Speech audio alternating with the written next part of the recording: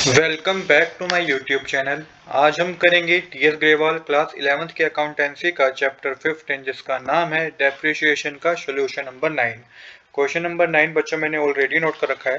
Question number 9 में आपको बता रखा है from the following transaction of concern prepare machinery account for the year ended 31 मार्च 2023।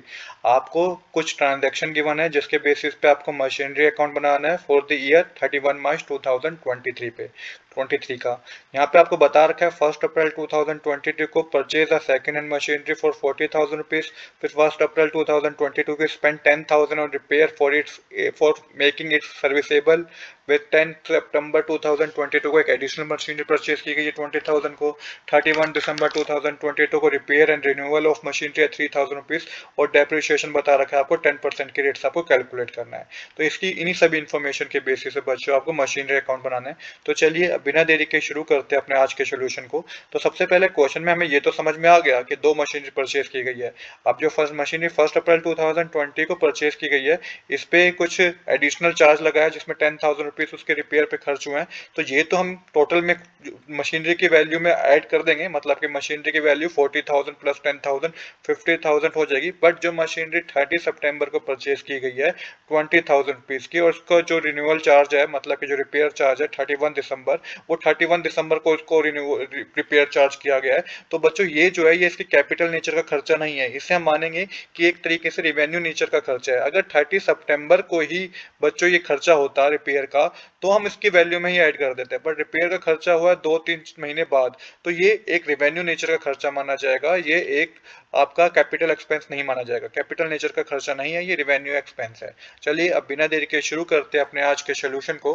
तो सबसे पहले देखिए यही हम कैलकुलेशन करेंगे यहाँ पे। किस तरीके से हम कैलकुलेशन करेंगे इसको समझिएगा। 1 अप्रैल 2022 को पहली मशीनरी परचेज की गई जिसकी ओरिजिनल कॉस्ट थी 40,000 रुपीज। बिल्कुल सही बात है, ये हमें क्वेश्चन बता रखा है।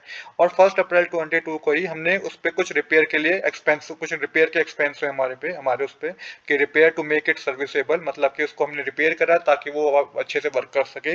तो ये कैपिटल एक्सपेंडिचर का नेचर का खर्चा है, क्योंकि सेम ही डेट पे हो रहा है। देखेंगे ना आप, 1 अप्रैल दोनों चीजें सेम ही डेट पे हो रही हैं, तो इसको कैपिटल एक्सपेंडिचर मानेंगे। और इसको एक्चुअल मशीनरी की कॉस्ट में हम ऐड करेंगे जो कि 10,000 रुपीज है। ये मशीनरी की कॉस्ट में ऐड होगा, तो 50,000 रुपीज की पहली मशीनरी की कॉस्ट होगी।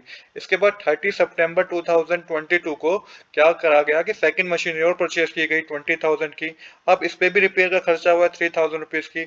बट इसको हम मशीनरी की कॉस्ट में ऐड नहीं करेंगे। क्यों नहीं करेंगे बच्चों? क्योंकि 31 दिसंबर को ये एक्सपेंस हुए हैं। This is a revenue expense, ये एक तरीके से रिवेन्यू एक्सपेंस है, एक तरीके से आप बोल लीजिए कि रूटीन एक्सपेंस है जो कि डेबिट होते हैं रिपेयर अकाउंट में। तो यहाँ पे आप इसको मशीन की वैल्यू में ऐड नहीं करेंगे। तो टोटल जो मशीनरी की वैल्यू होगी ना बच्चों, दोनों मशीनरी की मिला के, वो होगी 70,000 रुपीज।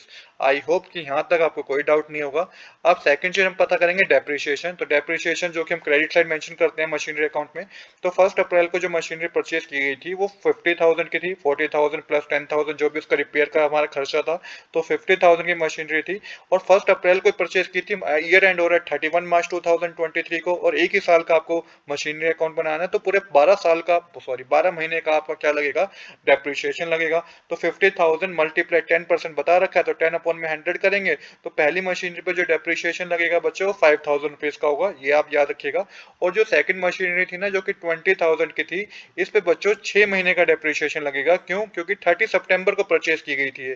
तो अक्टूबर, नवंबर, दिसंबर, जनवरी, फरवरी, मार्च, तो 6 महीने का ही हमारा डेप्रिसिएशन बनता है। तो 20,000 मल्टीप्लाई 10 अपॉन में 100 मल्टीप्लाई 6 अपॉन में 12 करेंगे, तो ये आपका 1,000 रुपीज होगा। तो टोटल 1,000 रुपीज का डेप्रिसिएशन सेकंड मशीनरी पे लगेगा, और टोटल डेप्रिसिएशन हो जाएगा 6,000 रुपीज। तो आई होप कि यहाँ तक भी बच्चों आपको कोई डाउट नहीं होगा। अगर आपको यहाँ तक कोई डाउट नहीं है तो अब हम अपना मशीनरी अकाउंट बना सकते हैं इजीली। तो सबसे पहले बात करेंगे डेबिट साइड से। तो 1 अप्रैल 2022 को टू बैंक अकाउंट लिख के आप 40,000 मेंशन करेंगे क्योंकि एक मशीनरी परचेज की गई थी। और टू बैंक अकाउंट लिख के 10,000 एक मेंशन करेंगे क्योंकि यहाँ पे हमने रिपेयर करा था, राइट, क्योंकि इसी मशीनरी को रिपेयर किया था। फिर 30 सितंबर 2022 को भी एक मशीनरी परचेज की गई है जो कि इसी ईयर में आएगा। तो टू बैंक अकाउंट लिख के 20,000 आप मेंशन करेंगे। ये तीनों चीज आपको डेबिट साइड मेंशन करनी है। इसके बाद बच्चों हम डेप्रिसिएशन कैलकुलेट करेंगे। डेप्रिसिएशन मैंने बताया था आपको कि क्योंकि 5000 फर्स्ट मशीनरी पे डेप्रिसिएशन था और 1000 रुपीज सेकेंड मशीनरी पे डेप्रिसिएशन था, तो टोटल डेप्रिसिएशन हो गया हमारा 6000 रुपीज। आप यहाँ पे लिख सकते हैं 5000 plus 1000 is equal to 6000 rupees का डेप्रिसिएशन हो गया। तो इस 6000 रुपीज को आप 70,000 रुपीज में, जो कि टोटल मशीनरी की वैल्यू है, इसमें से माइनस करेंगे तो बैलेंस कैरी डाउन जो हमारा होगा वो 64,000 रुपीज का होगा। तो ये 64,000 रुपीज हमारा करेक्ट आंसर है। आज के लिए इतना ही। I hope you like this video. If you like this video, please do subscribe this channel. Thanks for watching.